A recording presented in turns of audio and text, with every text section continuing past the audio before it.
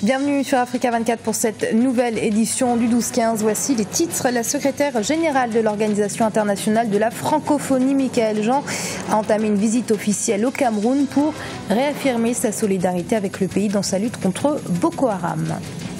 Remaniement gouvernemental en Guinée équatoriale pour faire face notamment à la chute du prix du baril de pétrole. Ils sont 25 ministres titulaires. Plus d'une année maintenant que les lycéennes de Chibok ont été enlevées par Boko Haram et leurs familles sont toujours sans nouvelles. Une marche a été organisée en leur mémoire à Abuja.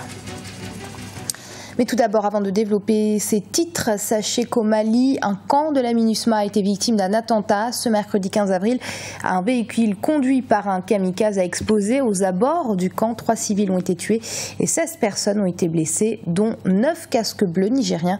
L'attaque s'est produite dans la région de Gao, au nord du pays. L'OIF, l'Organisation internationale de la francophonie, et le Cameroun, main dans la main. La secrétaire générale de l'organisation, Michaëlle Jean, a en effet entamé une visite officielle au Cameroun, l'occasion pour l'OIF de réaffirmer sa solidarité avec le pays dans la lutte contre le groupe terroriste Boko Haram. Narcisse Doumbé.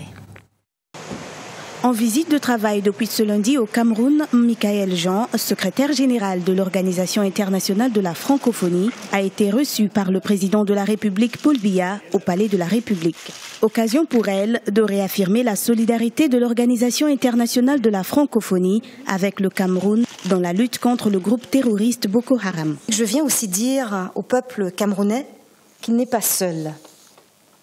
Je viens lui donner l'assurance de la solidarité agissante de notre organisation à l'égard d'un État membre qui subit sans faillir tour à tour et en même temps les répercussions des conflits régionaux de la Centrafrique, le terrorisme de Boko Haram et les effets pervers de l'insécurité maritime qui sévit dans le golfe de Guinée. Je voudrais vous assurer ici du soutien plein et entier de la francophonie dans ces moments si difficiles. La secrétaire générale de l'Organisation internationale de la francophonie a reçu plusieurs distinctions de la part des autorités camerounaises. Le chef de l'État, Paul Biya, a saisi cette occasion pour lancer un appel de solidarité à l'endroit des chefs d'État.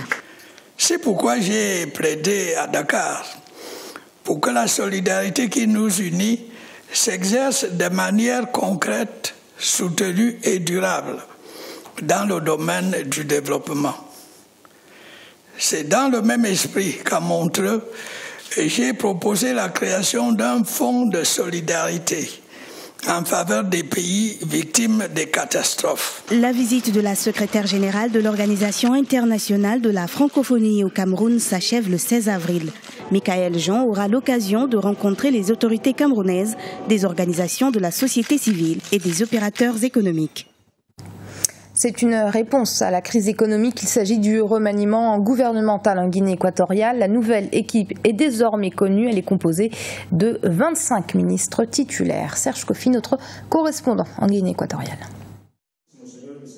La composition de la nouvelle équipe gouvernementale a été rendue publique ce mercredi en Guinée équatoriale. Au total, l'exécutif sera composé de 25 ministres titulaires. Les ministres des Affaires étrangères, des Travaux publics, des Mines et de la Défense ne changent pas de locataire. On note l'arrivée de nouveaux ministres, à savoir André Bomio, anciennement président de la FEGIFOOT, qui devient ministre de la Jeunesse et des Sports. Miguel Egonga Obiang et Jeniosé Obiang occupent respectivement les ministères des Finances et de l'Information. Pour le chef de l'État équato-guinéen, ce gouvernement doit être un gouvernement de résultats. Nous avons remanié le gouvernement à cause de la crise économique. Nous devons réduire les dépenses. Beaucoup de responsables de départements ministériels n'apportent pas ce qu'il faut pour le développement. Il y a beaucoup de blocages. Nous devons promouvoir le développement de ce pays. Cette nouvelle équipe est confrontée à plusieurs défis. Face à la récession due à la baisse du cours de pétrole, il faudra réduire le train de vie de l'État avec une utilisation rationnelle des ressources. Opérer un nouveau dynamisme dans le secteur des investissements en attirant les investisseurs, mais aussi faire reculer la corruption. Sur l'aspect économique, nous avons fait beaucoup de recoupes et de réductions budgétaires.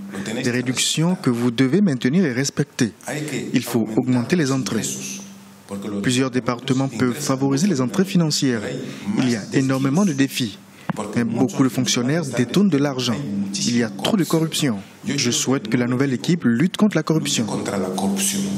Avec une croissance en baisse et la réduction de la production du pétrole, l'ancien gouvernement a réduit les dépenses et les projets d'infrastructure. Les aspirations des Équato-Guinéens restent de plus en plus grandes. La mission de ce nouveau gouvernement sera désormais de diversifier l'économie encore fortement tributaire de l'industrie pétrolière. Au Sénégal, la grève générale des enseignants depuis ce mercredi 15 avril. Les revendications sont toujours les mêmes. Une augmentation des salaires, une meilleure évolution de carrière, des indemnités de logement ou encore un meilleur accès à la formation. Sachez que ce n'est pas la première fois que les enseignants sénégalais entament des actions de ce genre. Le risque de l'année blanche est de plus en plus proche. Le Gabon vise l'autosuffisance alimentaire. Pour y parvenir, de nombreux programmes ont été initiés pour créer et développer des coopératives agricoles à travers l'ensemble du pays. Le président Ali Bongo Ondimba en a d'ailleurs visité quelques-unes. El Hadj Ndiaye. Le chef de l'État gabonais Ali Bongo Ondimba a visité mardi ses principaux chantiers du sud du pays, notamment ceux du programme Graines dans la province de Langounié. Ce programme vise à créer et développer des coopératives agricoles sur l'ensemble du territoire gabonais. Ceci permettra d'atteindre l'autosuffisance alimentaire. Une manœuvre qui devrait donc aider le secteur agricole en souffrance, car actuellement les importations annuelles de denrées pèsent entre 250 et 300 milliards de francs CFA.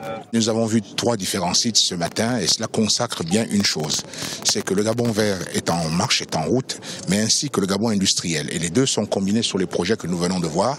Et nous sommes, ma foi, assez satisfaits de la manière dont se déroulent les choses. Nous attendons toujours plus. Je sais que les Gabonais sont impatients et moi avec. Je veux voir les projets arriver, mais quand même, il faut quand même constater que ce qui a été fait sur place ici, dans ce que nous avons vu, est très encourageant et doit se poursuivre. Et tout ceci donc est encore en dehors du projet de graines qui lui viendra compléter tout notre patrimoine agricole. À ces différentes réalisations s'ajoute celle des infrastructures routières comme ici sur la route de Mouila-Ndendé qui s'étend sur plus de 71 km. L'école nationale de formation des officiers de Mandilou n'est pas en reste. La rentrée de ses premiers officiers devrait avoir lieu en septembre 2016. L'émergence ne touche pas seulement les infrastructures civiles, ça touche aussi les infrastructures militaires pour le bien de la formation de nos soldats et de tout Gabonais remplissant les critères qui peut postuler à devenir officier dans les forces de défense. Donc voilà à quoi est destinée cette école ici à Mandilou, dont les infrastructures sont bonnes. Le programme Graines constitue la principale priorité des autorités gabonaises dans le secteur agricole. Il devra en outre favoriser une lutte efficace contre l'exode rural et contribuer à la lutte contre le chômage des jeunes. L'objectif du gouvernement, c'est la création de 15 à 20 000 emplois par an d'ici les 5 prochaines années.